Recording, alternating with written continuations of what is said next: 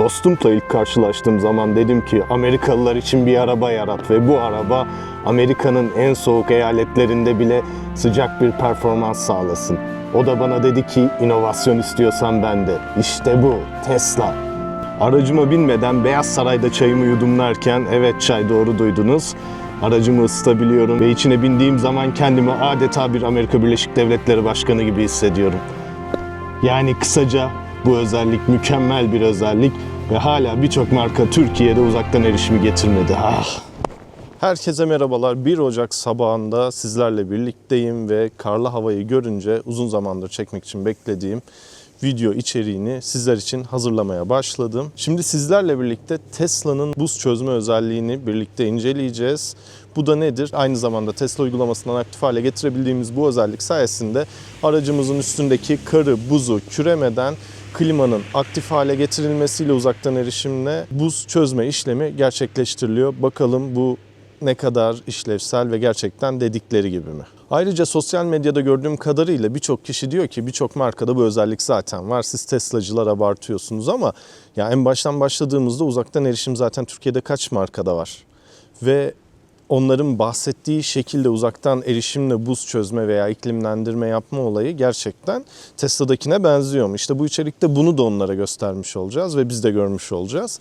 O zaman hazırsanız bu soğuk 1 Ocak 2026 gününden yeni içeriğimize başlayalım. Şimdi hazır bu fırsatı yakalamışken gizli özellik videosunda anlattığım bir özelliği de tekrar hatırlayalım. Neydi bu? Aracın bildiğiniz gibi kapı kulpları içeri gömülü aerodinamikten dolayı ve bu gibi durumlarda kapıyı açmak istediğimizde kulp donup bizi engelleyebilir. Bunu da çözebilmek için uygulamada kapıyı aç diye ayrı bir fonksiyonumuz var. Bunu da nasıl kullanıyoruz?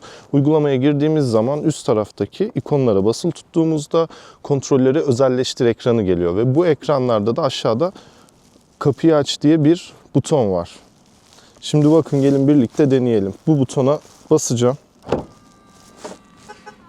Gördüğünüz gibi sonra şuradan tutuyorum ve gördüğünüz gibi tekrar basarak kapıyı açtım. Bu gibi durumda normalde açma imkanınız yok normal bir arabada. Ancak bu fonksiyon sayesinde buradaki kapı kulbuyla hiç işiniz olmadan ki gördüğünüz gibi donmuş kapıyı açabiliyorsunuz. Şimdi asıl amacımızı çekmeye devam edelim.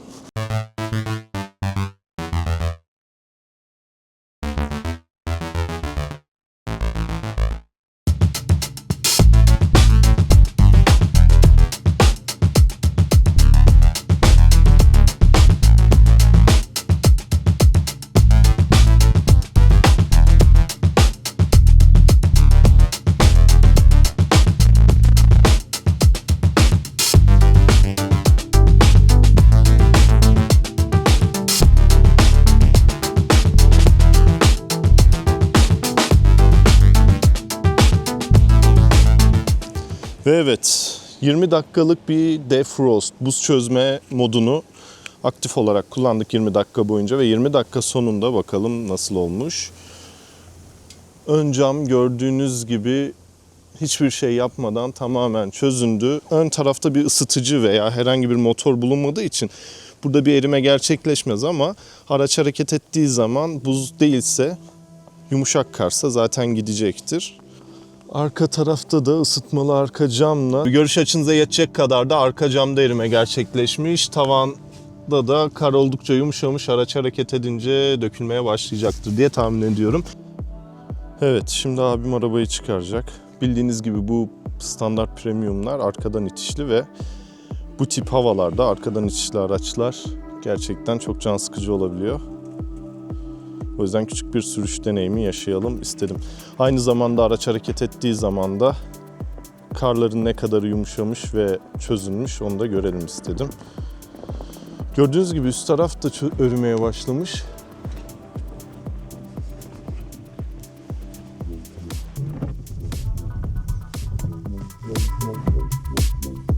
Şu an sileceği de ısıtıyor. Yani bu hangi arabada var insanlar eleştiriyor ama gerçekten Tesla inovasyonun hareketli hali. Tepede çözülmeye başladı.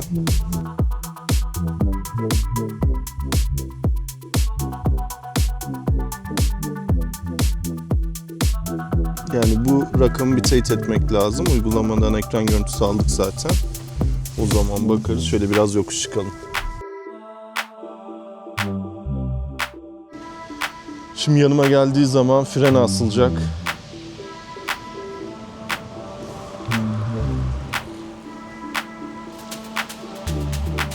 Bu arada lastiklerimiz Bridgestone Blizzard 6 marka kış lastiği.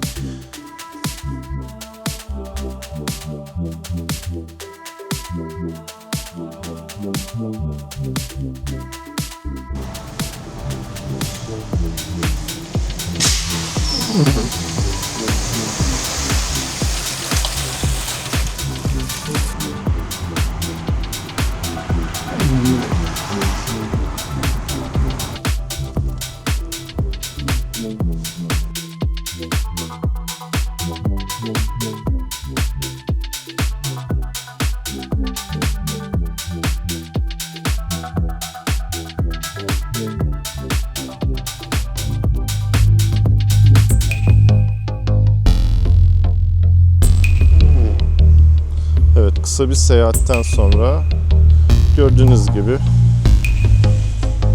ön tarafta da pek bir şey kalmadı. Şu an otopilotta araç park ediyor. Bakalım kameralar bu havada ne kadar verimli olacak.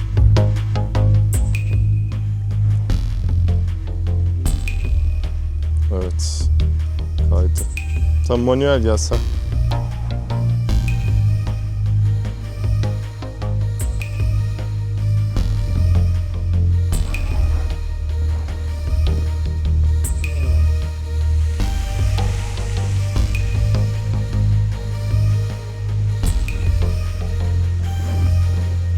Arkadan itişli arabanın da işte sıkıntısı.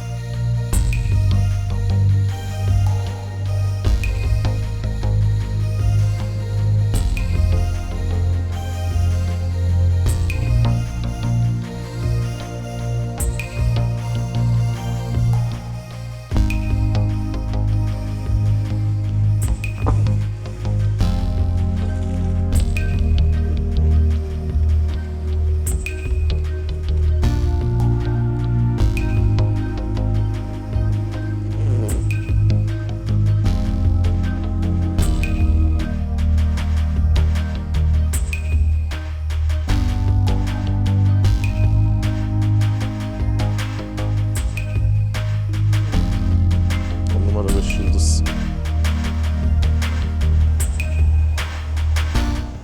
A few moments later. Fotoğrafta gördüğünüz araç sadece 10 dakika sonra kayarak bu hale geldi. Biraz uğraşın ardından aracı kurtarmayı başardık. Aslında bu içeriği 31 Aralık dün çekmek istiyordum. Meteorolojiye baktığım zaman karlı havayı dün gösteriyordu.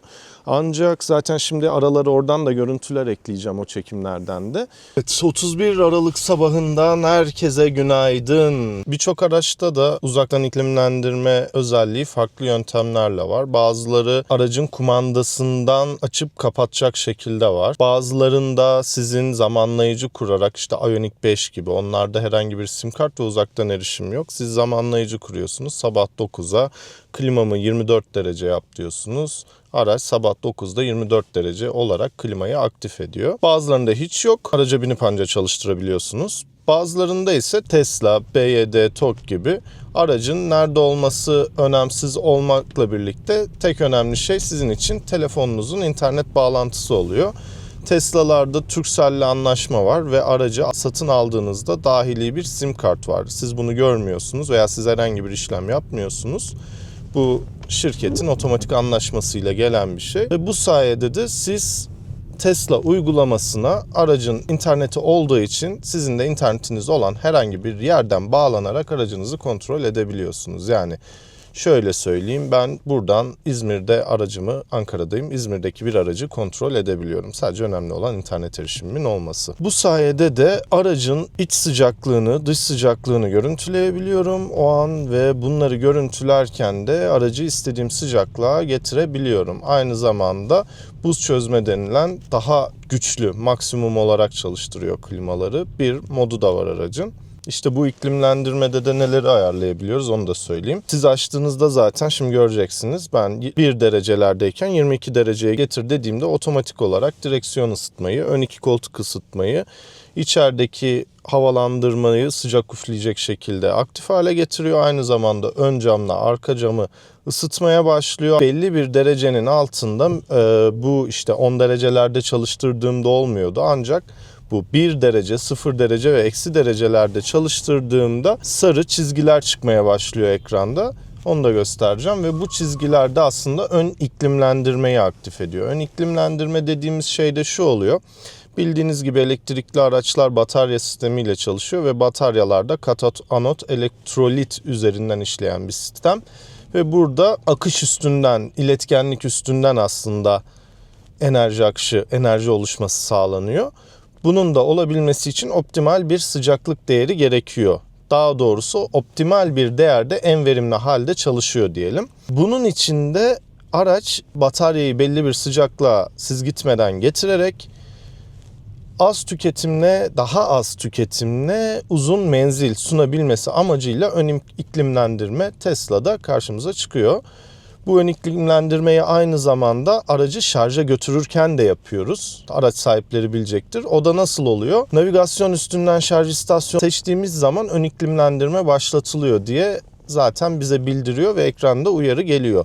Bu da işte soğuk havalarda bataryayı ısıtıyor, sıcak havalarda bataryayı soğutuyor ve bu sayede alabileceği en yüksek hıza en kısa sürede şarj olurken çıkmasını sağlamayı amaçlıyor. Bu güzel bir olay. Şimdi bendeki SR Premium model bildiğiniz gibi Tesla'nın ve SR Premium modeller LFP bataryaya sahip. Bilmeyenler için hızlıca onun da şeyini geçeyim. LFP, NMC gibi farklı batarya versiyonları var.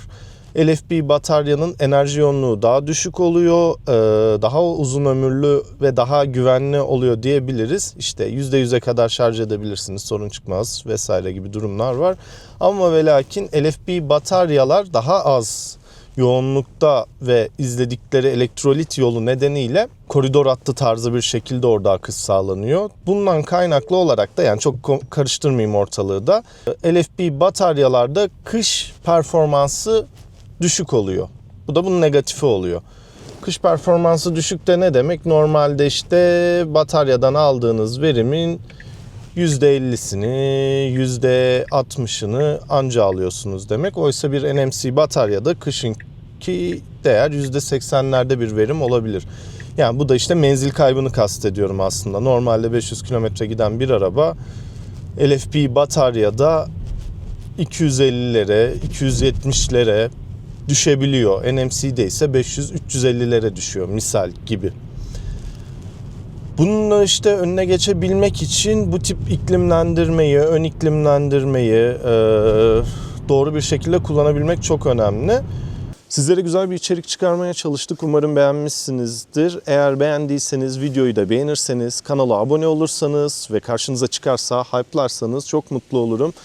Yeni yılınızı hepinizin tekrar kutluyorum. 2026 yılının güzel geçmesini diliyorum ve sizleri selamlayarak yeni bir içerikte görüşmek üzere diyorum.